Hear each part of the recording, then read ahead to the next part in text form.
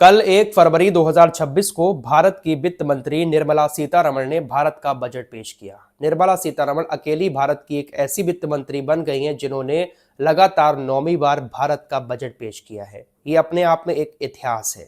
ऐतिहासिक बजट में भारत के लोगों को क्या मिला? हमारी नजर सिर्फ गरीब लोगों पर रहती है कि भारत सरकार की तरफ से जब भी कोई योजना लाई जाती है या भारत का बजट पेश किया जाता है तो उस बजट में भारत के आम लोगों को क्या मिलता है। अमीरों को तो बहुत सारी सुविधाएं मिल जाती हैं या अमीरों के लिए टैक्स जैसी चीजें बढ़ा दी जाती हैं तो उनको ज्यादा कोई दिक्कत नहीं होती है, लेकिन सबसे बड़ी दिक्कत किसे होती है? एक मिडिल क्लास वाले को, एक गरीब को।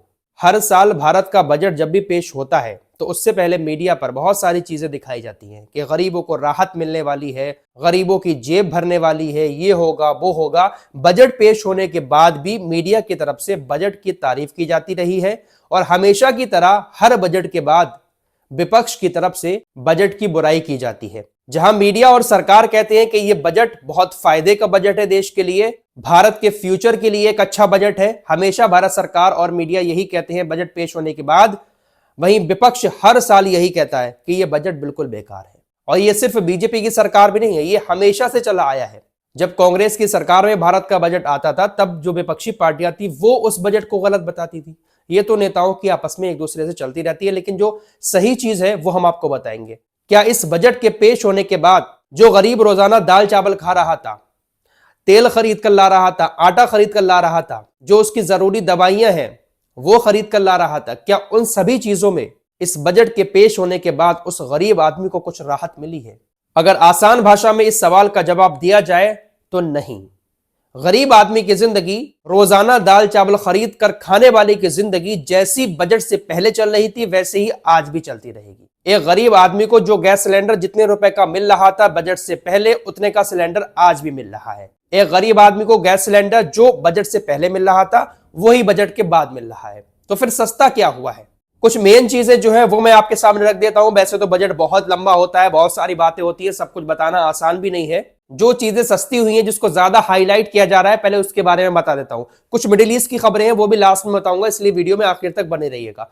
सोलर एनर्जी से जुड़ी जो चीजें हैं उनको सस्ता किया गया है। 2026 के इस बजट में लेदर से बनी चीजों को सस्ता कर दिया गया है। हम आप जो कपड़े पहनते हैं उन कपड़ों को भी सस्ता किया गया है। जूते भी सस्ते मिलेंगे। 17 दवाइयां शुगर और कैंसर की मिलाकर उनको भी सस्ता किया गया है। कैंसर की दवाई, शुगर की दवाई जो अभी तक बहुत ज्यादा महंगी मिल रही थी, हो सकता है 2-4 रुपए सस्ती मिलना शुरू हो जाए। वैसे दवाइयों की बात क्या ही करें, 2-4 रुपए अगर सस्ती करेंगे तो एमआरपी बढ़ा देंगे। हमारे देश में एक आम इंसान की इतनी तो कमाई भी नहीं है जितनी उसका दवाइयों में खर्च हो जाता है। और दवाइयां कितनी महंगी हो चुकी है हमारे देश के अंदर।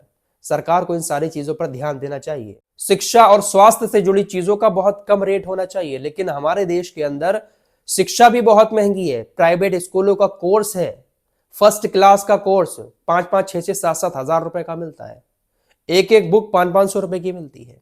प्राइवेट स्कूल वाले किस तरह से कोर्स को महंगा करके बेच रहे हैं, सरकार की नजर इस तरफ नहीं है। फिलहाल इस टॉपिक पर किसी और दिन बात करेंगे। बात करते हैं बजट की। तो 17 दवाइयां जो है कैंसर और शुगर समेत सस्ती हुई हैं।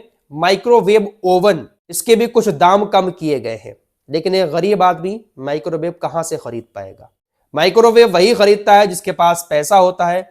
200-400 रुपए अगर कम हो जाएंगे तो उससे उसको कोई फर्क नहीं पड़ेगा, और 200-400 रुपए बढ़ जाएंगे, जिसको लेना है वो ले लेगा। लेकिन जो एक गरीब आदमी जो चूल्हे से खाना बना रहा है, सरकार ने गैस सिलेंडर जरूर दिए हैं, लेकिन गैस सिलेंडर भरवाने के लिए गांव देहात में जाकर देखें, मजदूरों के पास पैसे नहीं होते हैं, इसलिए आज भी चूल्हे से खाना बना रहे हैं बहुत सारे लोग गांव के अंदर। तो कहां से वो लोग माइक्रोवेव खरीद सकते हैं? फिलहाल माइक्रोवेव ओवन के दाम कम हुए।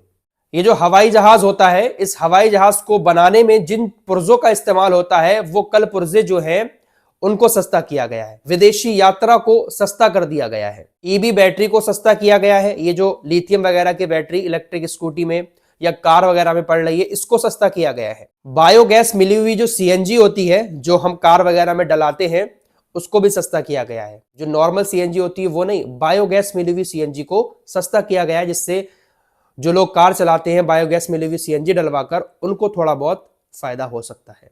नशा करने वालों को थोड़ी सी अपनी जेब और खाली करनी पड़ सकती है। शराब महंगी हो गई है, बीड़ी महंगी नहीं हुई है, सिगरेट महंगी हुई है। सिगरेट, तंबाकू और शराब जैसी चीजों पर कल से नया एक्साइज ड्यूटी स्ट्रक्चर लागू कर दिया गया है।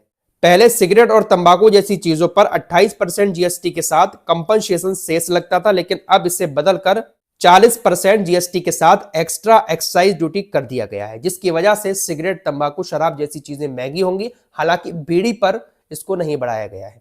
तो एक आम आदमी बीड़ी पीता है, यहां पर आम आदमी को राहत दी है सरकार ने। सरकार आम आदमी का ख्याल बहुत ज्यादा रखती है। एक सिगरेट जहां एक अमीर आदमी पीता है, वहीं एक सिगरेट के बदले पूरा बीड़ी का बंडल एक गरीब आदमी खरीद लेता है। तो बीड़ी पर रेट नहीं बढ़ाए गए हैं। इसके अलावा 7 हाई स्पीड रेल कॉरिडोर बनाए जाएंगे। जो विदेशी लोग हैं उनके लिए भारत में व्यापार करना अब आसान किया जाएगा।